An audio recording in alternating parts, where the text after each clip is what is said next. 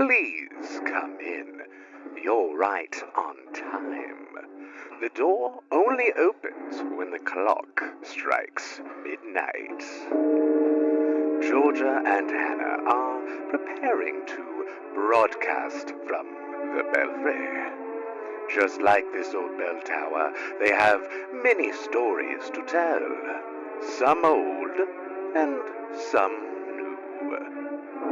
Follow me up these stairs, but mind your step.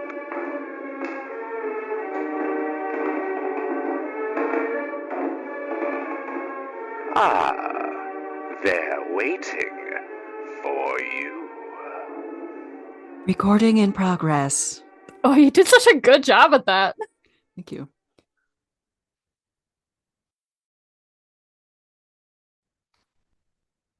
I've been practicing my voices because I was so embarrassed with the job that I did at Monster of the Week the other day. And on Friday during our morning meeting, Did you use different voices? I used different voices and I imitated a couple people, or I was imitating some Vines or meme videos or something like that.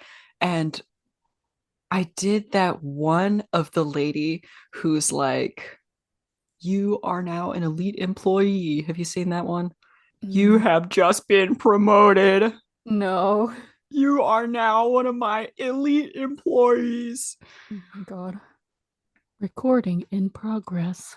That was pretty good. I thought we should give Chris a shout out for being our very first subscriber. We absolutely should. Chris Haas. And for sending us, what, a 2-page document full of comments.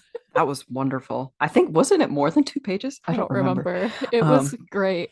I read the whole thing like 2 or 3 times. Yeah. Well, okay. It's because of that that I then turned around and made a Facebook group. So in the future, if you have comments while you're listening, you can just go post them in the Facebook group and everyone can like have a conversation about things and it'll be a great time. And we will respond because we also love to talk about this. Why do you think that we're doing this? Yeah, shout out to Chris, my college roommate and very close friend. Also, we will be at the Dark History and Horror Con here in Champaign, August 31st, September 1st. So you can come see us at a table and say hi. We'll be chilling. We'll actually probably be. I will be stressed as fuck. Yeah, anxious wrecks, but. Sorry for swearing, moms.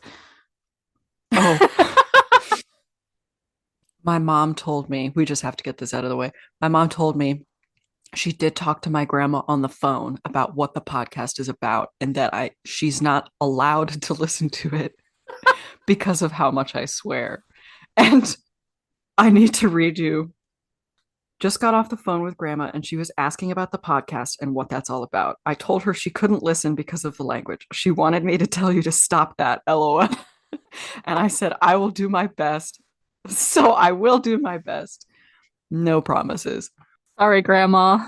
Sorry. Well, I don't think she's going to listen, but my parents certainly okay. will. Sorry, Barbara. Oh my goodness. It's okay. My grandma would be horrified. Speaking of which, rest in peace. Anyway. What am I learning about today, Georgia? Well, we talked a lot about vampires in the last couple of episodes. Mm-hmm. It was apparent that in many stories, there was a very fine line between vampires and zombies. They're both undead revenants. But as we know zombies in pop culture, the main difference, I think, seems to be that the zombie is literally a reanimated corpse, which I would say a mummy is also, whereas a vampire goes through some kind of transformation, also like a werewolf. And I also think that zombies, as we know them, have less agency than vampires, right? Like vampires are still sentient creatures, but zombies are mindless hordes, right? Which I will talk about in the next episode. Yay! What are your favorite zombie films? My favorite films? Oh boy. Well, Shaun of the Dead. Obviously, the Love Shaun only of the correct Dead. answer. Have you ever seen, there's a New Zealand movie called Black Sheep? No, I haven't seen that. It's about zombie sheep in New Zealand, obviously, and it's really cheesy and it's great. I'm writing it down. Um, ooh, I was really looking forward to the World War Z movie because the Mm-hmm. book is very good. Mm-hmm. Trash. Don't watch it. Oh, I'm going to talk about that movie in a minute, actually. Oh, really? Yeah, well, not really, but yes, I mentioned Okay. it. The other movie I wanted to mention is The Serpent and the Rainbow. Did you ever watch that? Nope. I mean, it came out the year I was born, so I'm not surprised if you didn't watch it. But my parents, I remember them watching it when I was a kid. There's a scene that scared the absolute shit out of me as a child. It's a skeleton that comes to life and is wearing a wedding dress. You've told me about this. Yeah, it was terrifying. It's one of, apparently also my mom dropped some character lore last night. She was like, "Yeah, you were really claustrophobic as a kid." And I was like, "I was?" And she was like, "Yeah, you were really scared of elevators and and showers." And I was like, "Well, yeah, I remember being scared of elevators. I still don't like them. But I ride in them because you just have to sometimes." But I never thought it was because of the smallness. It's that feeling, that sinking feeling that I really don't like. And some elevators it's worse than others. And then she was like, "Yeah, yeah, we're really scared of the shower." And I was like, "I just thought our shower didn't work in our house as a kid." And she was like, "No, it worked. You just were scared of it." And You were scared of the shower? I was like, "What the She was like, "Yeah, you were really claustrophobic as a child." And I was like, "I do not remember Huh. any of that." Well, I know that you don't like what's the amusement parks Yeah, because of the rides and like the falling sensation. yeah, So maybe one thing sort of turned into another. yeah, yeah, maybe. I don't know. I don't know. All right. Well, Serpent and the Rainbow. I don't really know if it aged well, but it was based on a book of the same name that came out in the same year, 1988, written by Wade Davis. Did you ever talk about him in class? Nope. He's a cultural anthropologist and ethnobotanist. I'm shaking my head. Just Okay. realized. No, we never talked about Wade Davis. I don't remember if I think we might have mentioned him, but we never read anything by him. Tell me about him. He is a Harvard guy. Oh, Yeah. Um, so he wrote this book which examines the case of a Haitian man who was thought to have been a zombie for 2 years. And so Wade Davis went to Haiti and wanted to look into why people thought he was a zombie, and obviously he's an ethnobotanist, so he's looking for we're going to be talking about a lot an of the same stuff. explanation. And so he wrote in this book that he believed the zombification process was initiated by the administering of tetrodotoxin, which I will never ever think about without thinking of the episode of Bones where Hank dies Oh, and the fugu and they go to the restaurant. yeah. And so that allowed the corpse to look like it had been reanimated once the paralytic effects had worn off. And then he thought they were also poisoned by datura, which is a plant that can cause amnesia, hallucinations, delirium, suggestibility. And that's kind of why these people that were believed to be zombies were then in this subdued state where they kind of just did what they were told. Mm-hmm. His book was widely criticized, but at the time, so little science had been done with this kind of thing, and I'm not sure if that's changed much since. I didn't really dig too far into it. I just thought it was worth mentioning because there's a movie about it and because he's an anthropologist. In Haitian folklore of the 17th and 18th centuries, are you going to talk about this too much? Okay, I'm only touching on it. That's okay. I'll introduce it and then we can probably go into it more in your episodes. So, in Haitian folklore in the 17th and 18th centuries, those enslaved believed that if they committed suicide, again with the suicide, they would be punished by existing as the walking dead instead of returning to Africa. And this became part of voodoo traditions that turned into the belief that the evil voodoo priest, the Bokor, again, bones. Everything I know about Haiti is from bones, apparently. And they would bring corpses back to life for free labor to do their bidding. I did want to mention there are allusions to zombies from Mesopotamia in a couple of different stories, including the Epic of Gilgamesh, where the goddess Ishtar threatens, "If you do not open the gate for me to come in, I shall smash the door and shatter the bolt. I shall smash the doorpost and overturn the doors. I shall raise up the dead, and they shall eat the living, and the dead shall outnumber the living." Nice. Isn't that metal? I love that. It isn't until 1819 when the word zombie appears in English for the first time in A History of Brazil. And then in 1929, a book comes out called The Magic Island, where the narrator talks about his encounters with voodoo and zombies in Haiti. But that's really all there is in Western society until the 1960s when George A. Romero released Night of the Living Dead. I would like to mention, actually, that some people consider this movie to be the first to star a Black lead that was cast regardless of his race, if that makes sense. I did not know that. All the Black leads previously had been cast because the character was written as Black, whereas this movie, it was just a male character, and the Black guy auditioned better than the white guys. So I thought that was a fun fact. I like that fun fact. Especially because it's a horror movie and there is that such limited representation of people in color in mainstream horror. I thought it was extra fun. The most common horror trope for anyone who's not white is that anyone who's not white dies first. Yeah. So this movie really solidified the depictions of zombies as we now know them, especially in pop culture. Though they were never called zombies in that film, I think they were referred to as ghouls, if anything. And do you remember in a previous episode, I mentioned that what is popular in horror typically reflects societal fears of the time? Yes, I do remember that. Well, I found an article, which I will link, of course, that gives a few examples within the zombie genre. And Night of the Living Dead was the first on that list. So in the movie, it's hinted that what caused reanimation has something to do with radiation from a space probe that had recently returned from Venus. And if you think about everything that's happening in the 60s, the atomic age, the Cold War is going on, and space exploration is happening. You joked earlier in our group chat about Tesla being the root of society advancing so quickly.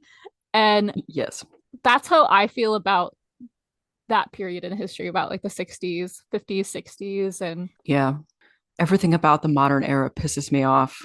I'm in my cottagecore era. I know. I just want to be a hobbit.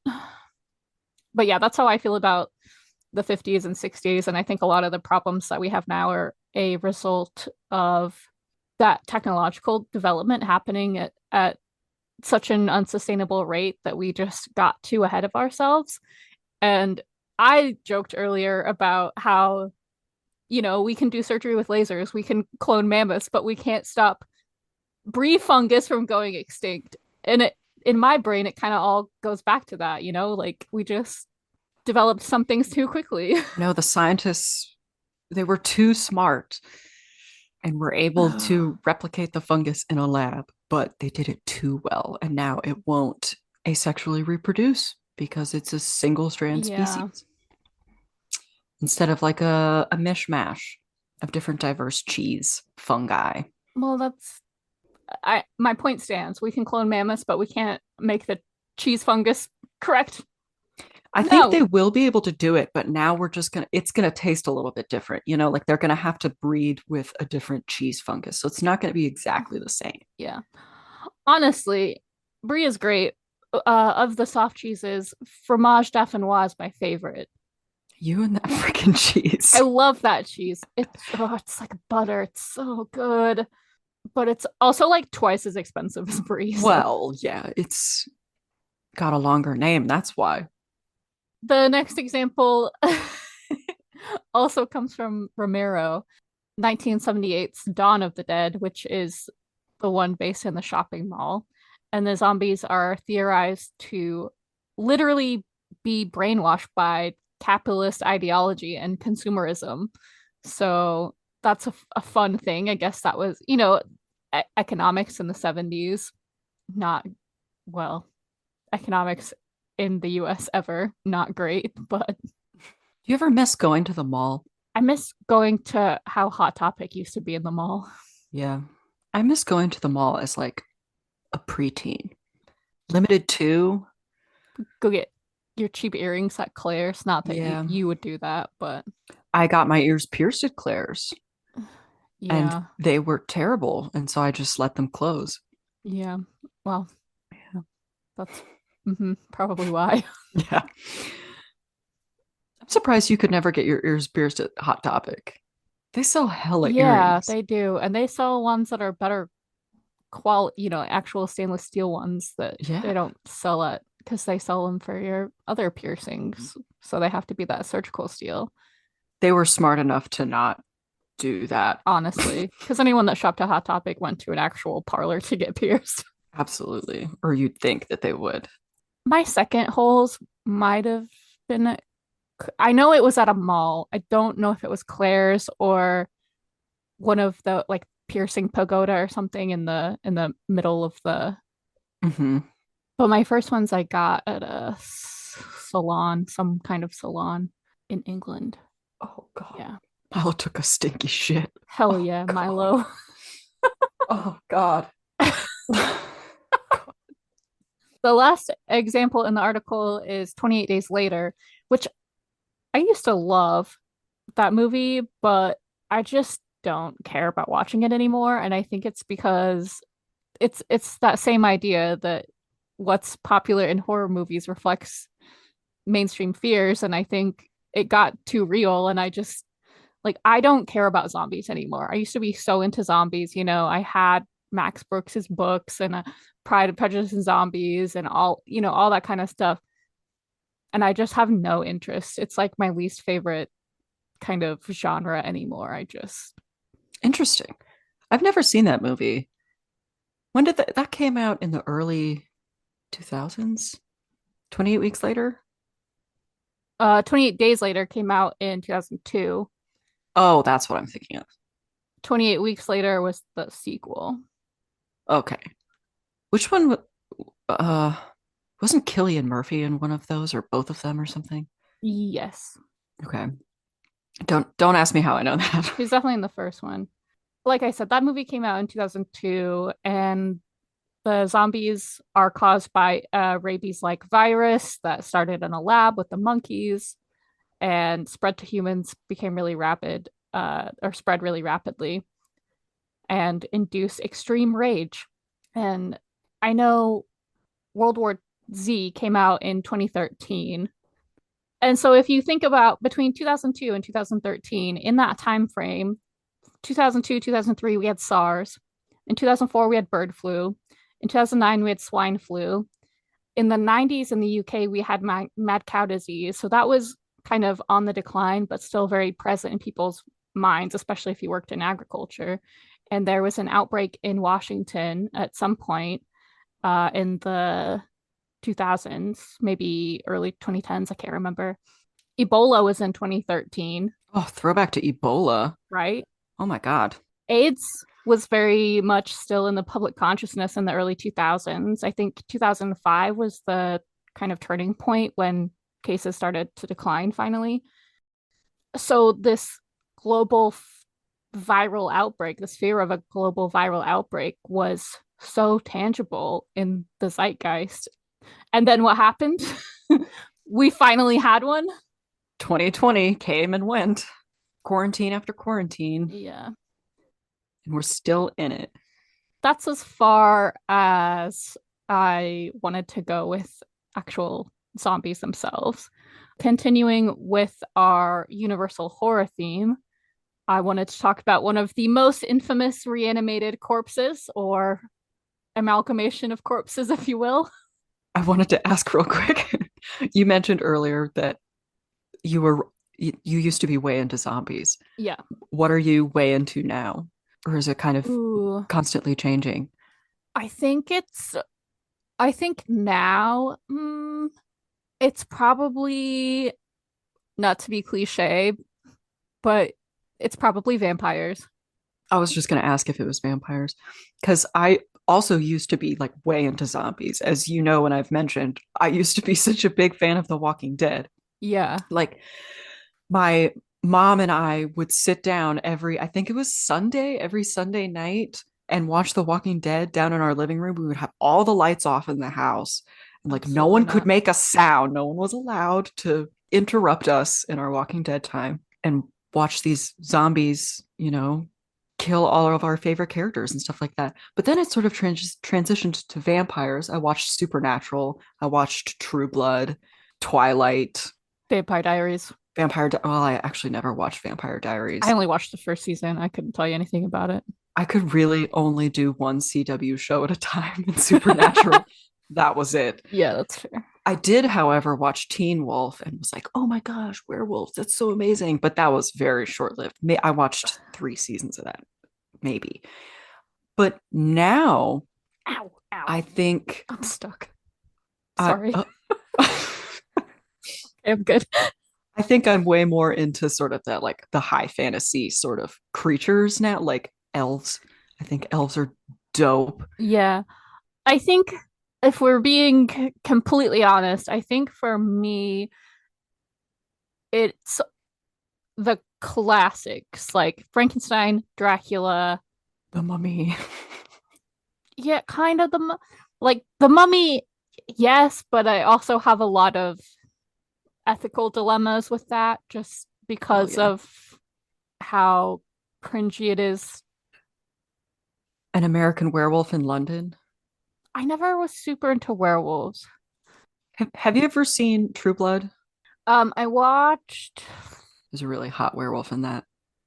I don't think I got to the werewolves in True Blood. I watched well, oh, what's that? Her brother went off and joined the cult, Oh, season 2. and Alexander was just becoming a bigger part in it, and I think I gave up watching it. Okay. Oh my God, he's so hot. That church is what I'm basing a lot of the. Oh, good to know. Yeah. I apologize for interrupting your dramatic moment, but I really wanted to ask that, and I Yeah, wasn't sure when I would have a time. yeah. I think it's mostly it's the Universal horror classics Yeah, and the literary classics like Jekyll and Hyde, again, Dracula, Frankenstein, that kind of thing. yeah. So I like and you can't go wrong with a good ghost story if it's done right. Ghosties. Ghosties. Me gusta ghosties. So Frankenstein's monster. Oh my gosh. Uh Whoa. I mentioned the Year Without a Summer, I think in 2 different episodes now previously. So it's time we really get into it, and I'm gonna start with some volcano facts. You know I love a good volcano fact. You know, I love a good volcano fact. I did do a 40-minute presentation about volcano facts. Sure did. And when I say, I love a good volcano fact, I just love facts. I just love fun facts. I know nothing about volcanoes. I'm not going to be able to contribute to this conversation.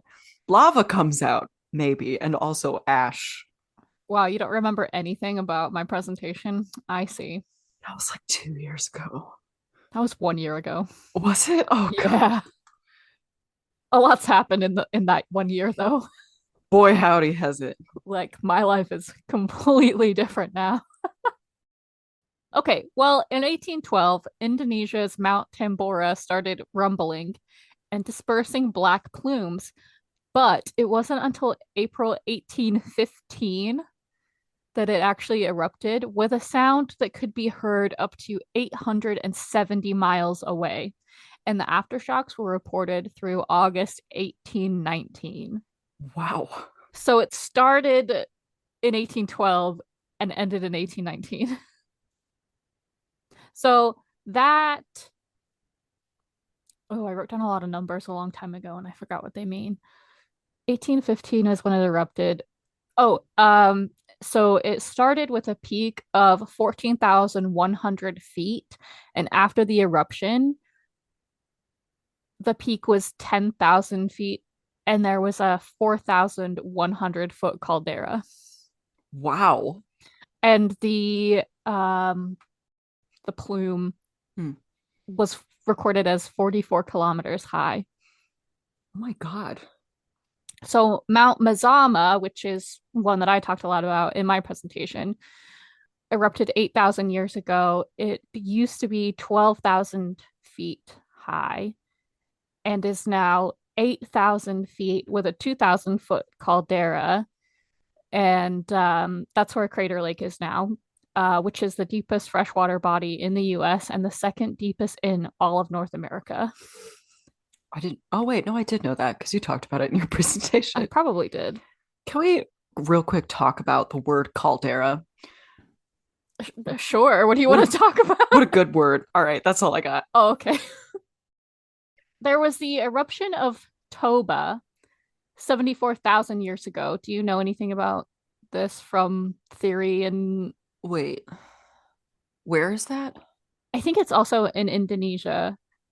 It sounds. Oh, It's the largest known eruption on Earth within the last 25 million years. And yeah. it's theorized to have killed most humans around the globe, causing a 6 to 10 year volcanic winter, so famine and all that kind of stuff. And that's the Toba eruption theory is about the genetic bottleneck of human genetics. That's right. The genetic bottleneck of human genetics. I just went on an internet spiral about this. And when I say just, I mean like in November. I totally forgot about all of this. Do you know who one of the main proponents of that theory is? I sure don't remember. Stanley Ambrose. No way. Seriously. Oh, man. This man is a professor in the anthro department here at UIUC, and we hear a lot about him from our student employees. We sure do. And funnily enough, this theory is not very widely accepted by most anthropologists. That's fine. That's fine.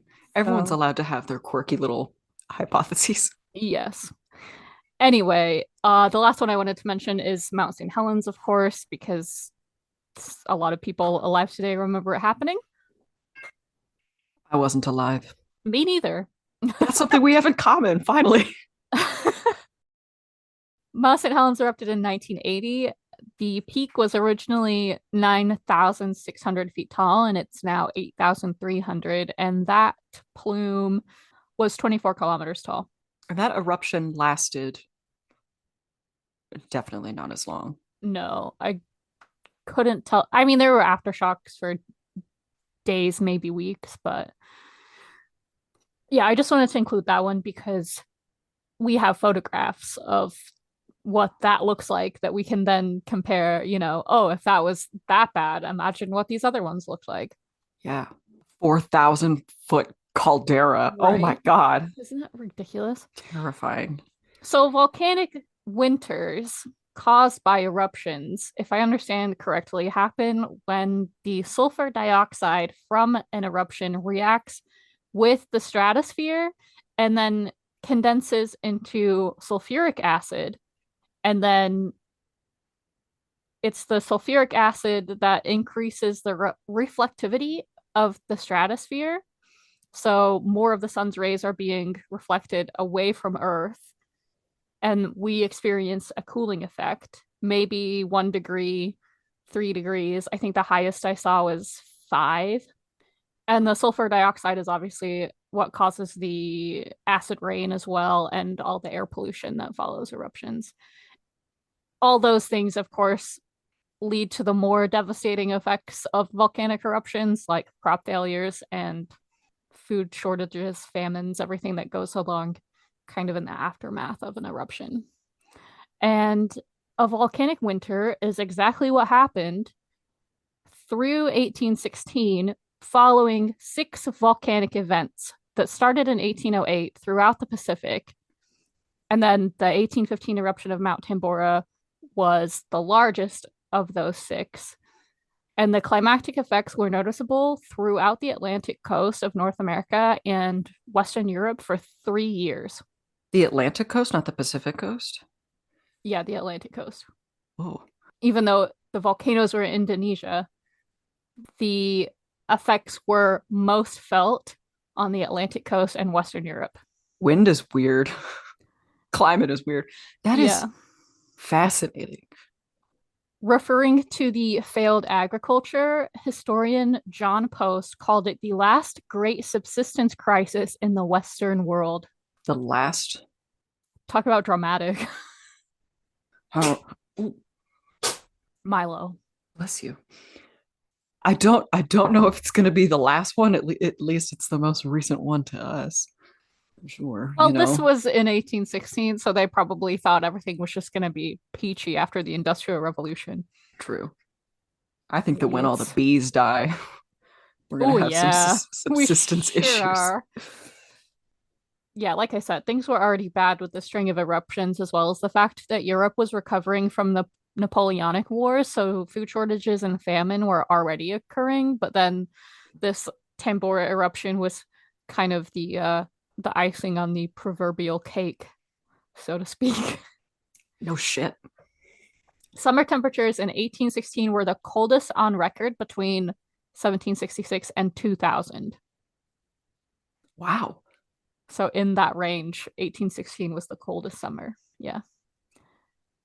Not a super great time for a summer vacation, but that's exactly where Mary Wollstonecraft Godwin found herself with her lover, Percy Bysshe Shelley. Percy Bitch Shelley, as I like to call him. Oh my God. No, you don't. Oh my God, he's such a whiny little... Oh, okay. I'm not Maybe a Percy he is Shelley a little fan. bitch then. He is kind of a little bitch. Honestly, he probably just had a lot of depression and mental health issues, but he was a romantic poet, and they are hit or miss in my book. They're either amazing or just so fucking whiny. I was gonna say something. I can't remember what it was. They're the original emos. Oh yeah, he should do some cocaine about it. That's how they treated that. You should just do cocaine about it. The OG emos, is that what you said? Yeah. It's them, their baby. Mary's stepsister, Claire Claremont. What a fake name. I love that. I love that. Oh my goodness. I wish I was Hannahton. Claire happened to be pregnant. Oh, hold on. Can you hear that? Mm-hmm. That's what I get for living right next to the road. Wee-oo. It's because the fire station's right around. Are you Patrick? Yeah. I'm sorry, I keep interrupting you. Okay. Claire happened to be pregnant with George Gordon, aka Lord Byron's illegitimate child after they had an affair. Love it. And I think at this point Byron had just divorced his wife, with whom his only legitimate child was. Do you know who that child happened to be? No. Ada fucking Lovelace. Wait, really? Yes. Oh, I didn't know that. Yes, the only legitimate child of Lord Byron. They kind of mention it in the Jodie seasons of Doctor Who. Ooh, I don't remember that at all. Yeah, there's an episode where Ada's basically a companion. It's not great. Maybe I didn't get to that part. You definitely, I'm guarantee you did not. Did you get to the Mary Shelley episode? Nope. Then you definitely didn't get to the Ada Lovelace episode. So some people say that Claire was a bit obsessed with Byron at this point. Honestly, I'm guessing he probably led her on and then got bored and told everyone she was crazy, you know? It's got that vibe to it. You know how men do that. You can't tell, but I'm rolling my eyes so hard. I'm not speaking from personal experience or anything. My crazy ex did that to me. It's fine. Anyway, Claire says, let's all go stay at the Villa Diodati in Geneva. So they do. And then Byron, not knowing that Claire is there, also meets up with them because he and Percy Shelley are up each other's asses all the time. And then he's like, oh God.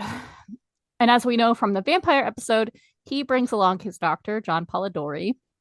Poor Polidori. Mary is 18 at this point, just for the record. Because what were you doing when you were 18? Writing one of the greatest sci-fi horror novels of all time? I sure wasn't. I was participating in National Novel Writing Month when I was 18. Oh, is that when you did NaNoWriMo? Yeah. Nice. Well, one of the times. Yeah. But I wrote a crime novel that no one has ever read except for me. Wasn't even doing that. So what was I doing when I was 18? Honestly, I could not tell you at this point. What year was it when you were 18? Well, that's not true, actually. That was my first. I turned 18 2000. a month after my freshman year started, 2006. 2006. For my 18th birthday, my boyfriend at the time, he took me to see She Wants Revenge at Pops, which is in Sage. That was my golden birthday, 18 on the 18th. What did I do for the rest of the year? In 2006? I was an art major, so what was going on in 2006? Senate elections? Were you campaigning? Like I said, it was cold, it was dark, it was wet, it was stormy. So everyone was pretty contained within the villa. And a lot of time was passed with the men debating the realities of reanimation because galvanism was a big kind of science thing that was happening at the time, not to be confused with galvanization. Although they both do have the same namesake, Luigi Galvani. Fun fact. Luigi. He studied animal electricity in the 1700s, and most of his theories were debunked, though he was kind of on the right track because, you know, we know that the brain sends electrical impulses throughout the body, right? He did some experiments on frogs, like shoving metal. You got a lot of great names. I just want you to know. I know. I don't think I do. I'm severely disappointed. Legend has it that Galvani discovered the effects of electricity on muscle tissue when investigating an unrelated phenomenon, which required skinning frogs in the late 1700s. And his assistant claimed to have accidentally touched a scalpel to the sciatic nerve of the frog, and this resulted in a spark in the animation of its legs. And so Galvani started investigating the effects of lightning on prepared frogs' legs. Okay. So that's kind of what was happening scientifically at the time. The beginning of the end. And so they were discussing this phenomenon, this scientific reality, whether or not this was enough to bring corpses back from the dead. That was one of the popular conversations that was ongoing throughout the summer in the villa. And they have other conversations about science and philosophy, I'm sure, and probably poetry and literature as well, given that Byron and Shelley are both well-known, even at the time, well-known romantic writers. But allegedly, tensions grew as the days went on. Byron is annoyed with Claire. Percy's depressed. Polidori may or may not have been hitting on Mary. Who's to say, honestly? So they turned to reading each other ghost stories for their entertainment. The stories came from a French anthology of German ghost stories. A French anthology of, okay. Yes. It's called Phantasmagoriana, published in 1812. And then it was also translated into English. Some of the stories, let me tell you some of the titles. The Family Portraits, The Fated Hour, The Death's Head, The Death Bride, The Storm, The Spectre, The Revenant, and then there's a couple others that weren't translated. Those sound so familiar. They also kind of sound like scary stories to tell in the dark titles. Yeah. A little bit, which I mean, you know, also a classic. You said Phantasmagoriana? With an F. Okay. The Spectre Barber. So they all seem very kind of cheesy ghost stories, you know. But we love that. We do. But Byron's challenge to everyone, as we previously mentioned, was to write a ghost story that was better than any of the ones they had read in this anthology. And I gave a brief rundown of what they each produced in the vampire episode. So Mary actually had writer's block for days until the general idea of the premise of the book came to her on a sleepless night. From what she wrote, I infer that she imagined that classic image of a man lying on a table and becoming reanimated, like, the monster strapped down and the lightning hitting it. And I also think she had a dream because she had had a really bad miscarriage already at this point. She had a lot of children, but I think only one of them actually survived into adulthood because, like, one of them died.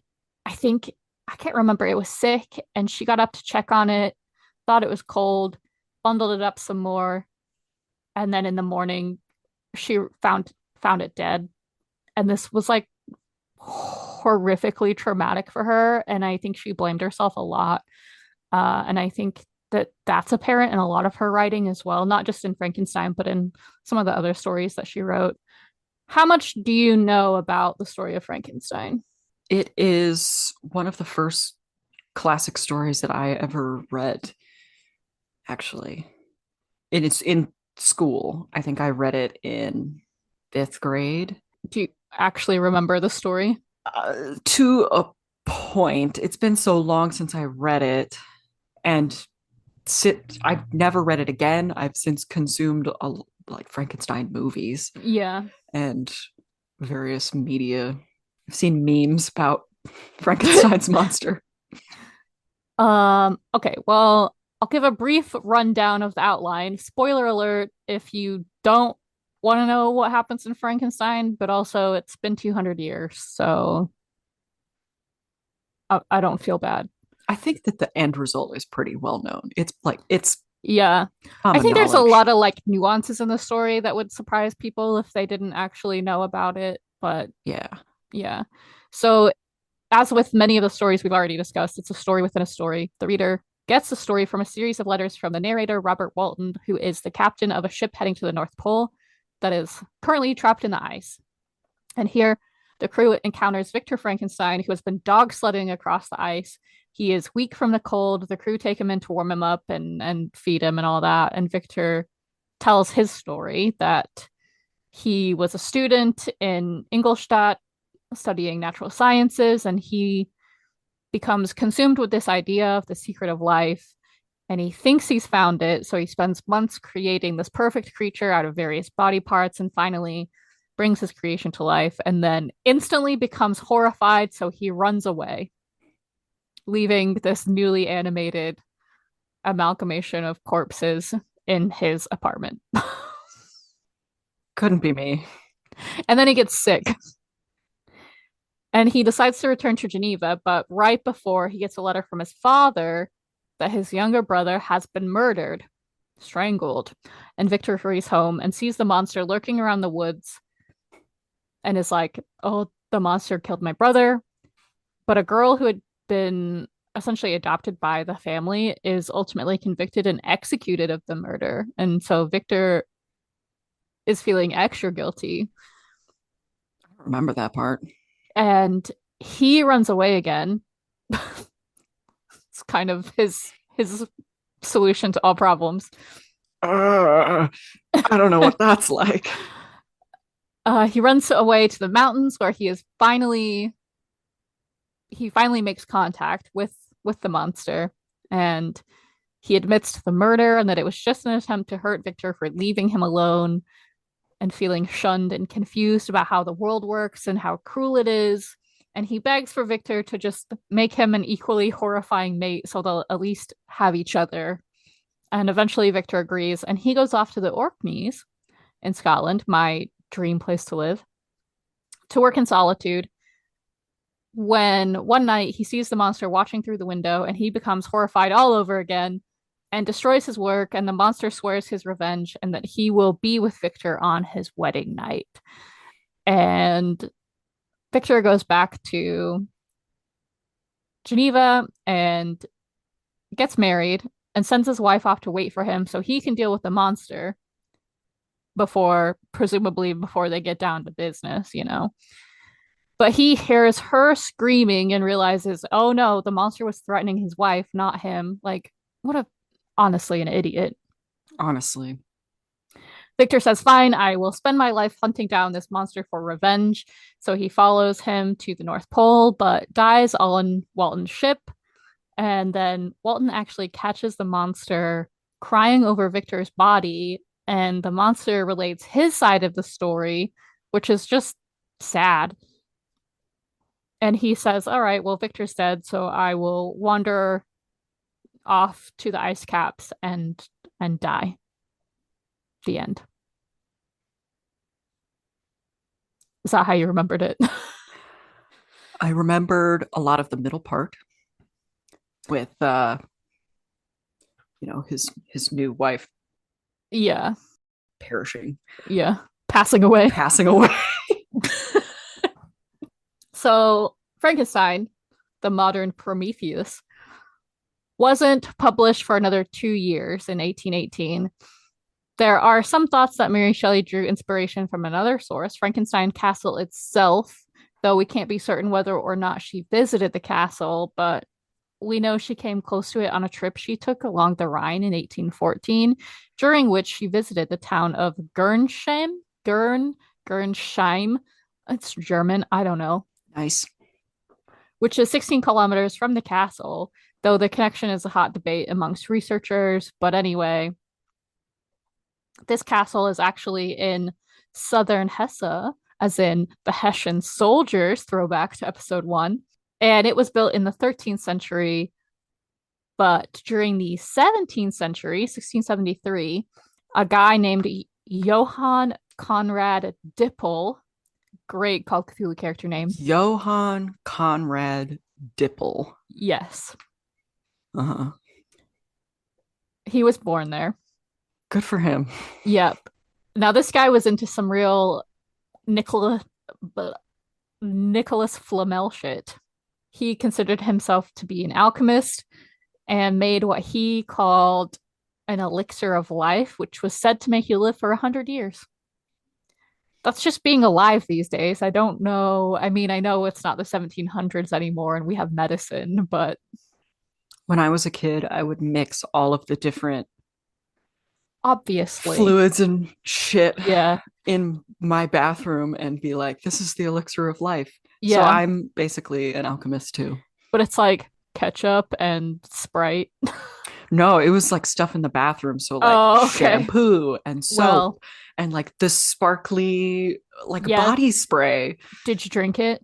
Hell no. Okay, but I did like rub it on my arms and say like, this will make me beautiful. I just realized I have to move this pillow because that's what this thing in the middle of my face is. That's what that is? Oh my god, I didn't know you were here. I want to see. Hi. Oh, just eyes.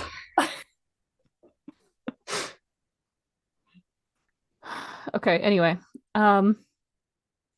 Yeah, so it was rumored that he dug up bodies from the graveyard for his experiments.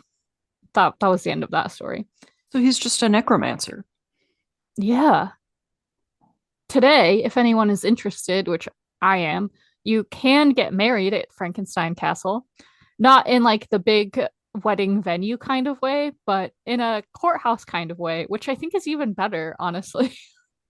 Yeah, it sometimes destination weddings, like if you go to a national park or something, it's usually just you and the person marrying you, or maybe like a few people. Yeah. Like some places are just too epic or too expensive or too I don't know, you want it to be more intimate and private. Are you kidding? Getting married in Frankenstein Castle? Yeah. I was fine going there just, like on an Eastern European honeymoon, but that sounds great too. So shortly after this summer vacation, almost everyone in the villa died in one way or another. In my vampire episode, I did mention that Polidori died at the age of 26. Yeah. Fun fact, not so much. He successfully attempted suicide. He successfully passed away. He did. And you asked me if Byron did end up dying of consumption, and I told you I'd look into it. Well, I did, and he did not. He actually went to Greece to train troops for the War of Independence, the Greek War of Independence. But he contracted a fever and died at the age of 36. Okay. I have a few fun Frankenstein facts for you. A few fun Frankenstein facts. You and your alliteration. I did I not do that can't. on purpose. Boris Karloff's portrayal in 1931 solidified how we view Frankenstein's monster. So, you know how in recent years that picture has been going around from the Addams family where the set was in really pink to Yeah. make all the different shades of black and white show up on the black and white TV. In the same vein, Karloff's makeup was green to get his skin to appear that certain shade in the grayscale. Yeah, that's sort of like dead gray. Yeah. And so when they colorized the movie poster, he was green. Wow. And that's where the idea of Frankenstein being green comes from, or Frankenstein's monster, sorry. Also in the books, the monster was supposed to be beautiful. They talk about how Victor picks the best, most beautiful parts of the corpses that he used. I do remember that. Yeah, and it's not so much that the monster is ugly. I mean, I'm sure it is ugly in the sense of it's a bunch of different people stitched together, but it's more the fact of what he did, I think, that is supposed to be the horrifying part, you know? And in most depictions, he's shown as being very slow, but in the novel, he's really fast. Also, our girl Mary was a goth queen after Percy died, because he died really young as well in a boating accident. I think he drowned after his boat got capsized in a storm. She is said to have carried his heart around with her until she died. Aw. I think that's great. Well, yeah. How romantic. I know. Frankenstein being published in the time when it was published, with galvanism being, like I said, happening in science. And I think this really set the scene for a lot of things that came about in Victorian England, especially, but in the Victorian period in general, which is probably going to end up being a topic for another episode. But just to kind of wrap it up, you know, the 1800s was prime time for resurrectionists and grave robbers. The Anatomy Act of 1832 happened right after, because Frankenstein was published 3 separate times, and the last time was in 1831 with Mary Shelley's revisions. So it was kind of refreshed in the minds of the general public. And then 1832 is when the Anatomy Act was passed after Burke and Hare's infamous trial. I said it before that they probably deserve an episode of their own, but basically Burke and Hare, another great Simon Pegg movie for the record. He plays Burke and Andy Serkis plays Hare. So they killed, it started off as one body that just happened to die and they sold it. And then they got tired of waiting around for people to die naturally, so they started murdering people. And by the time they went to trial, Burke was charged with the murders of 3 men, 12 women, and 1 child. And he was publicly hanged in January of 1829, and his body was given to the medical college at the University of Edinburgh. Cool. And his skeleton, remember, because you asked me what to do when you guys were Yeah. there, and I was like, you should try go there. This is why I told you to try go there. His skeleton is allegedly still on display there at Surgeons Hall. You can go see it. We also mentioned this a couple episodes ago, that his skin was used to bind books. Yes. Yes. And the technical term for that is anthropodermic bibliophagy. Jesus. Anthropodermic bibliophagy. Ophagy. Aphagy. Yeah. P-E-P-E-G-Y. P-E-G-Y. Thank you. Yeah, aphagy would be like eating. Yeah. Do you want some skin book fun facts? Don't I ever. The most famous skin book is called The Highwayman, Narrative of the Life of James Allen, alias George Walton, another Walton. It's kept at the Boston Athenaeum, which is on my list of places to visit. Obviously, James Allen was a highwayman in Massachusetts, and when he made his deathbed confession in 1837, he requested that a copy of this book be bound in his own skin and given to a man that he once tried to rob and whom he admired for his bravery. And then he requested a second copy be bound and given to his doctor. If there's anybody you should give a book bound in your own skin to, it should probably be your doctor. And there's something called the Anthropodermic Book Project, which examines books at public institutions that are allegedly skin books. According to their website, so these are notes I wrote for something else a while back, last year.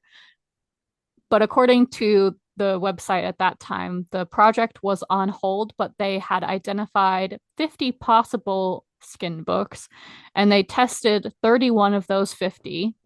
And of those 31, 18 have been confirmed to be human and 13 non-human. Ooh. Isn't that so fun? You know how rabbit skin glue is or was such a big thing for art, like laying down pieces of fabric on paintings or binding books. This is gonna sound terrible. Just hear me out. What if someone had made human skin glue for things like that? Or like vellum. You know how vellum is like cow? Yeah. What if it's human vellum? Like, what if? How would we ever find out? Waste not, want not. Anyway. As a result of the Burke and Hare trial in 1832, the Anatomy Act was passed, which before there was basically this thing called the Bloody Code, where over 200 crimes were punishable by death, like stealing from a shipwreck, being an unmarried mother and hiding your stillborn child, which not much has changed there, forgery, begging without a license, arson, cutting down trees because trees were property of the king, stealing from a rabbit warren because rabbits were property of the king, writing a threatening letter. I would have been dead 100 times over. You need to send me a threatening letter one day. Okay. I want to see what you got. Actually, everyone, email us your best threatening letters. Yes. But tell us that you don't actually mean it, because we'll probably cry otherwise. Yeah, if just a simple JK at the end. Yeah, is JK. Good enough. JK less than 3. Yeah. JK LOL.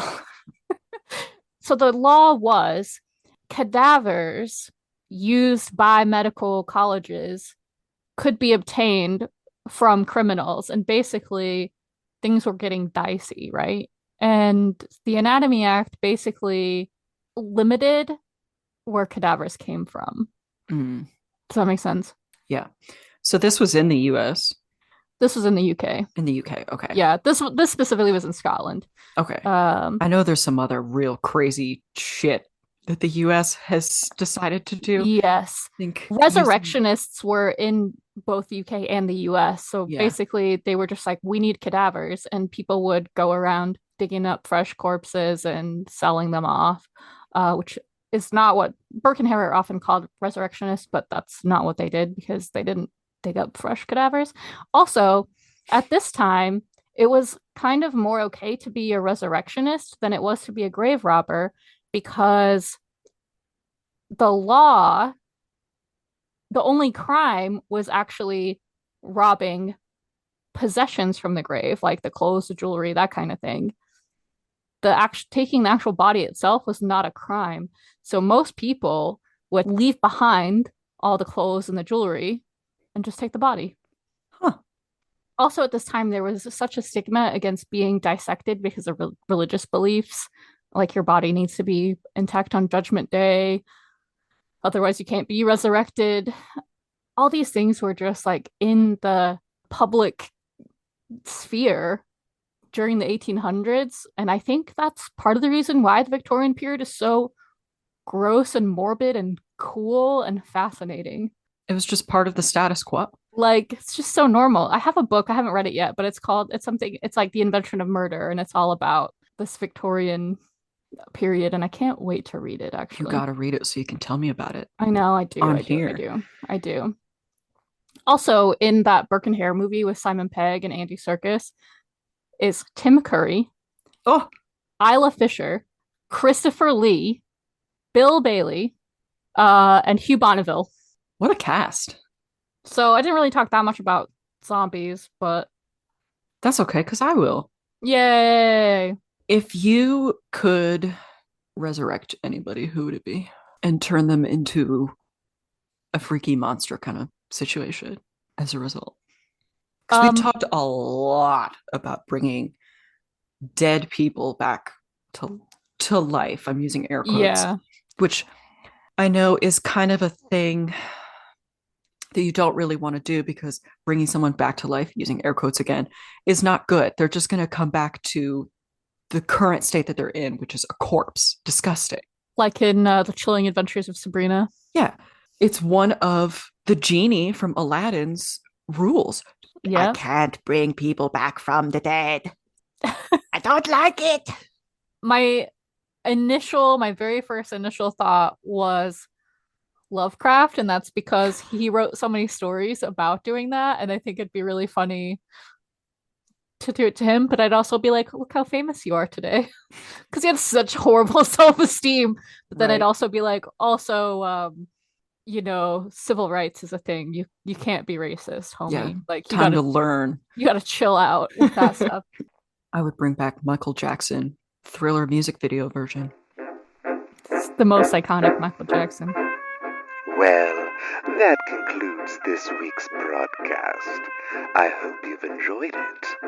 If you wish to stay in touch, reach out to us at broadcastfromthebelfry@gmail.com or stalk us on Instagram at broadcastfromthebelfry.